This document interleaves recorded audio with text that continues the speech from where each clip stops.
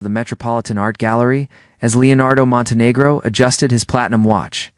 At 32, he had built a technology empire worth billions, yet tonight felt different. The charity exhibition for underprivileged children seemed more meaningful than his usual social obligations. Leonardo moved through the crowded gallery with practiced ease. His charcoal suit, tailored to perfection, commanded respect from every person he passed. Business associates nodded. Socialites smiled warmly, and investors sought his attention. But something was missing from this familiar dance of wealth and influence. A different kind of beauty near the back corner of the gallery. Away from the main crowd, Leonardo discovered a section dedicated to student artwork.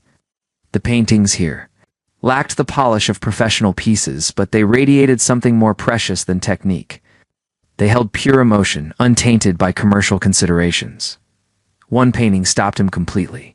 It showed a small girl feeding birds in a park, but the way light danced across the canvas spoke of hope triumphing over hardship.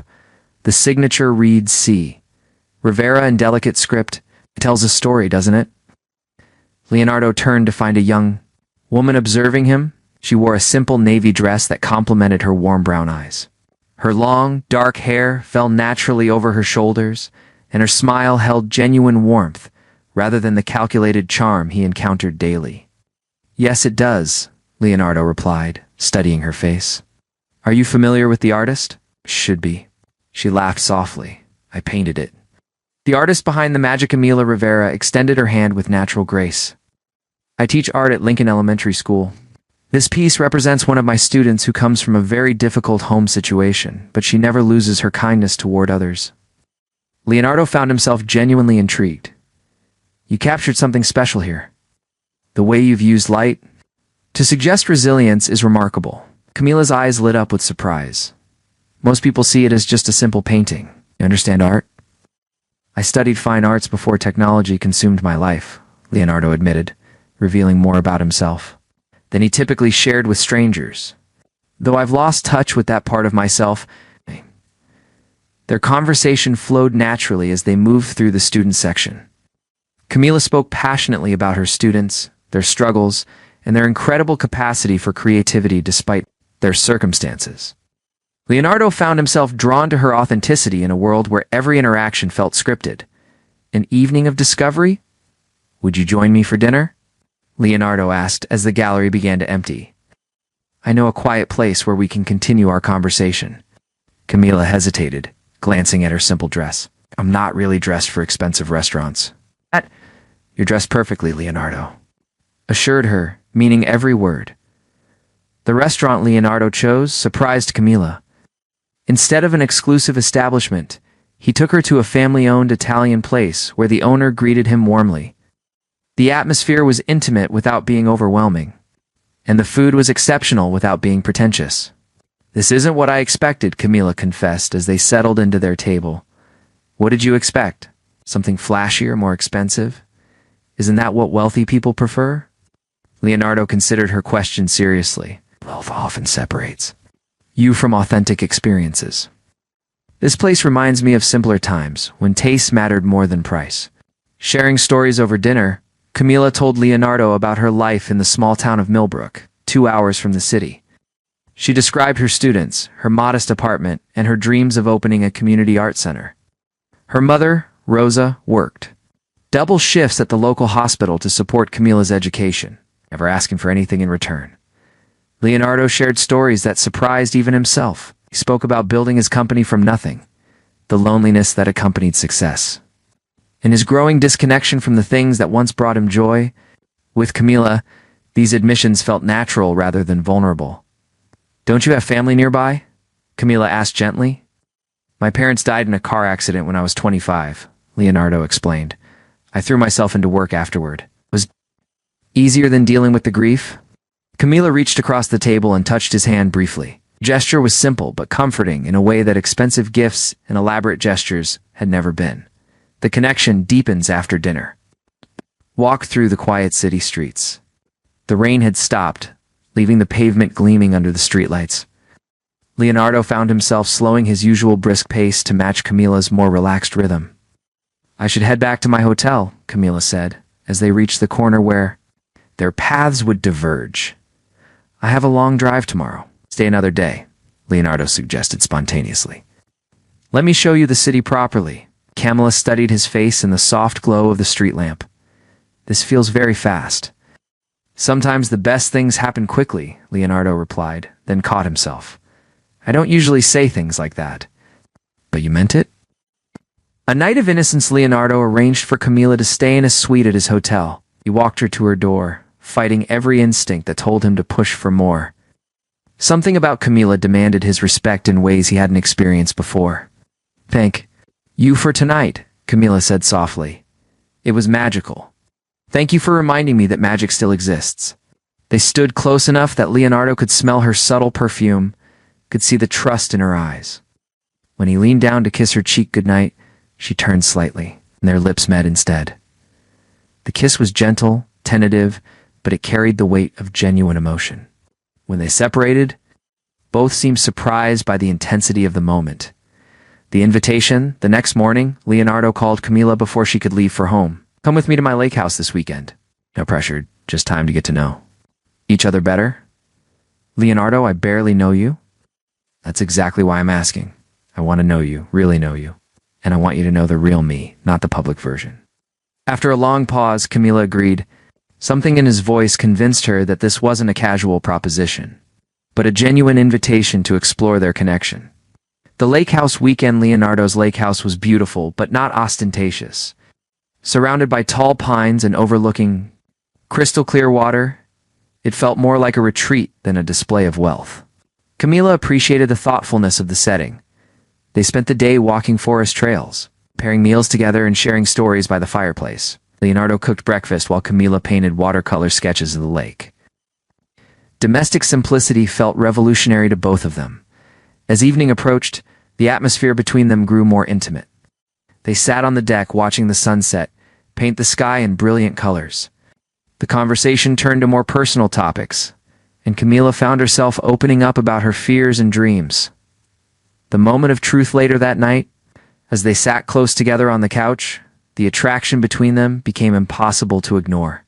Leonardo's hand traced the line of Camilla's jaw, and she leaned into his touch. When he kissed her this time, it carried the promise of something deeper. "Camilla," he whispered against her lips.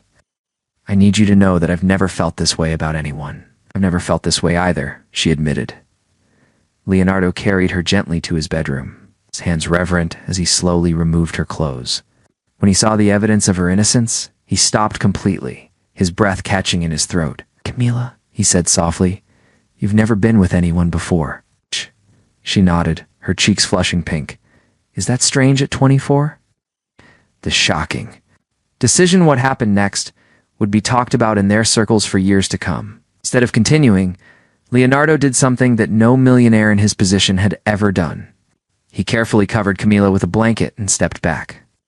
"What's wrong?" Camilla asked, confusion evident in her voice. "Nothing is wrong," Leonardo said, his voice thick with emotion.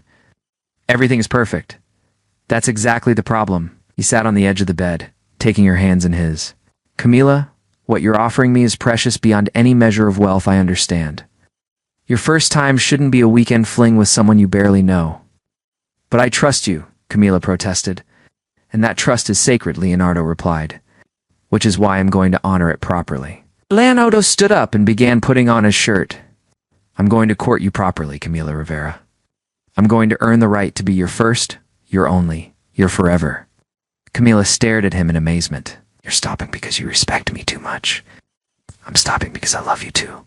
Much to rush something this important. The words hung in the air between them, surprising them both with their truth and intensity. In that moment, Leonardo Montenegro did what no billionaire had ever done before. He chose love over desire, patience over passion, and forever over right now, as Camilla processed his words. She realized she was looking at a man who valued her heart more than her body, her future more than his immediate gratification. It was a revelation that would change both their lives forever. Dawn broke gently over the lake as Leonardo sat on the deck with his coffee, watching Camilla sleep peacefully through the bedroom window. He had spent the night in the guest room, but sleep had eluded him completely. The decision he made the Previous evening felt both terrifying and absolutely right when Camila emerged. Wrapped in one of his oversized sweaters, her hair tousled from sleep, Leonardo felt his resolve strengthen. Looked beautiful in the morning light, but more importantly, she looked trusting. That trust was something he would protect at all costs. "Good morning," she said softly, settling beside him with her own cup of coffee. "Did you sleep well?" Leonardo asked, though he could see the answer in her relaxed expression. "Better than I have in months," Camila admitted. "Leonardo, about last night?" "No regrets," he said firmly. "What I said, I meant every word." The return to reality, the drive back to the city, was filled with comfortable conversation and stolen glances. Leonardo found himself memorizing details about Camila, the way she hummed along 2 songs on the radio, how she pointed out interesting cloud formations, her genuine excitement when they passed a field of sunflowers. "I have to ask you something," Camila said as the city skyline came into view. "What happens now?" "You live in this world of corporate meetings and social events. I teach children in a small town. How does this work?" Leonardo had been wondering the same thing. "We figure it out together." "I don't have all the answers, but I know I don't want this to end." "My mother is going to be suspicious," Camila warned. With a smile, "She's very protective of me." "Good mothers should be," Leonardo replied. "I'd like to meet her if you'll allow it." The unexpected visitor when they arrived at Leonardo's penthouse, Patricia Wells, his assistant, was waiting with an expression of barely controlled panic. "Mr. Montenegro, we have a situation," Patricia announced. "Sebastian Cross has been calling all morning. He says it's urgent."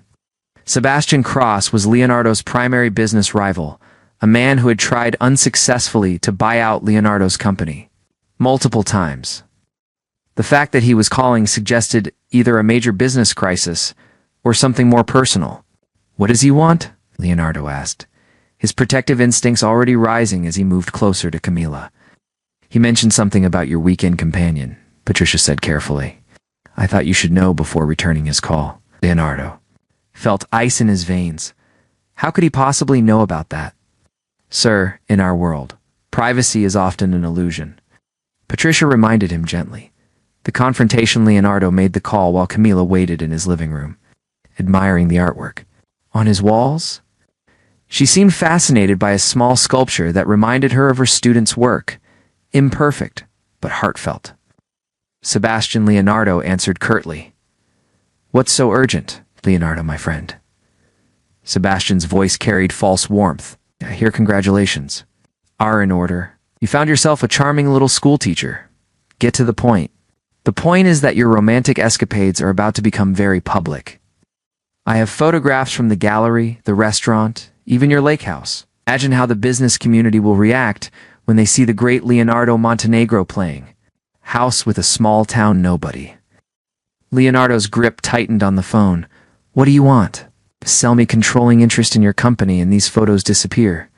Refuse and I'll make sure everyone knows that their technology emperor has gone soft over a naive little girl." The impossible choice. After hanging up, Leonardo stood at his floor 2 ceiling windows, looking out at the city he had conquered through business acumen and careful reputation management. Everything he had built could crumble if Sebastian followed through on his threats. "Is everything all right?" Mila asked, approaching him cautiously.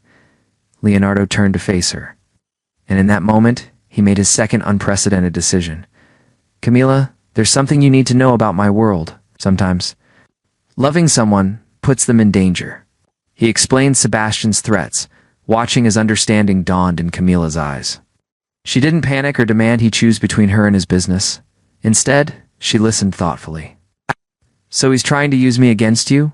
Camila said finally. "Yes. You're worried that being with me will destroy everything you've worked for." "The thought had crossed my mind," Leonardo admitted. The teacher's lesson. Camila walked to the sculpture she had been admiring earlier, running her fingers along its imperfect surface. "One of my students made something like this," she said quietly. "Her name is Emma, and she comes from a broken home.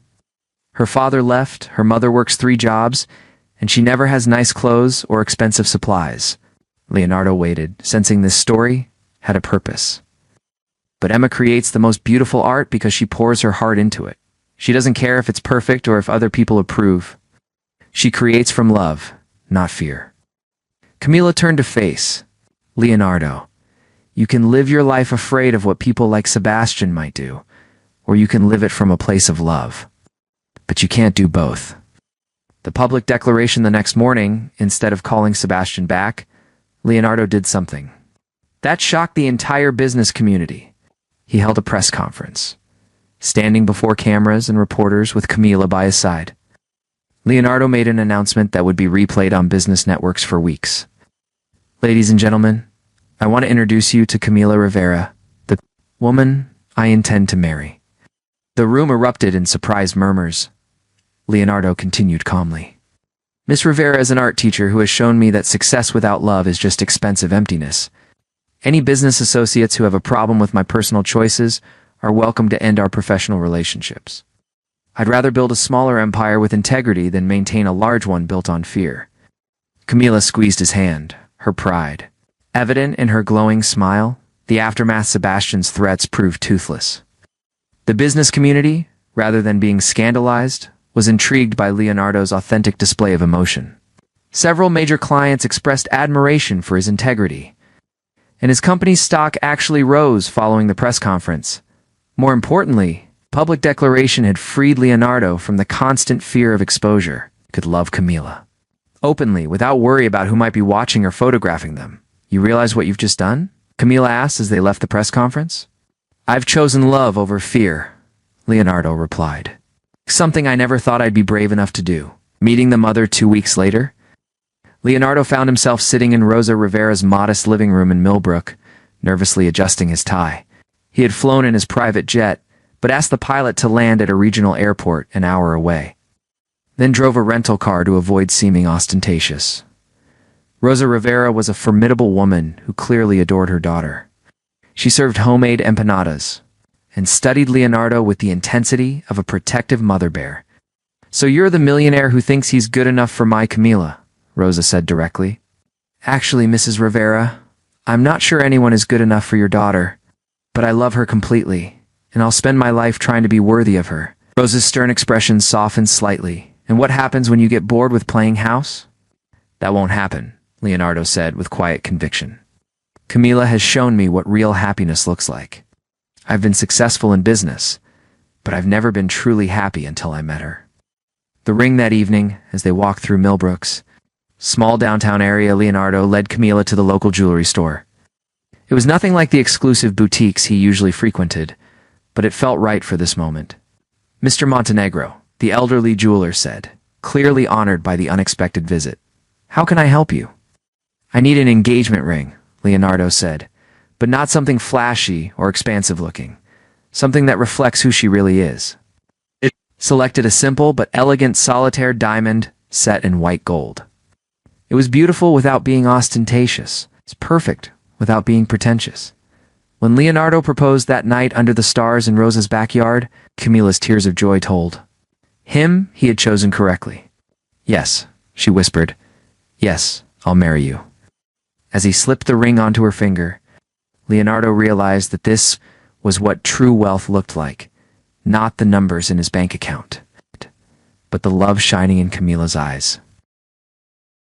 6 months later, the entire business world was talking about Leonardo Montenegro's wedding. Instead of the lavish society event everyone expected, Leonardo and Camila chose to marry in Millbrook's small church, surrounded by her students, his employees, and the community that had shaped her values. Camila walked down the aisle in her grandmother's simple lace dress. It altered to fit her perfectly. She carried sunflowers from Rosa's garden instead of expensive orchids. Leonardo waited at the altar in a classic black tuxedo, his eyes never leaving her face. You are the most beautiful bride I've ever seen, he whispered as she reached him. You are the most handsome groom, she replied, her voice steady despite her nervous excitement.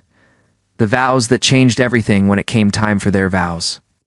Leonardo surprised everyone by speaking from his heart rather than reciting traditional words.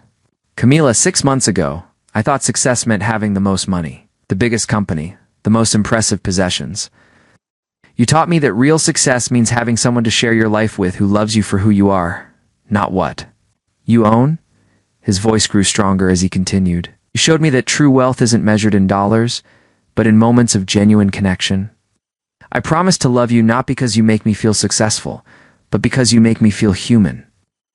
Vows were equally moving. Leonardo, you could have had any woman in the world, but you chose to wait for me, to court me properly, to respect my values even when they were different from yours. You showed me that a man's character isn't defined by his bank account, but by his actions when no one is looking, the honeymoon surprise instead of jetting off to an exotic resort.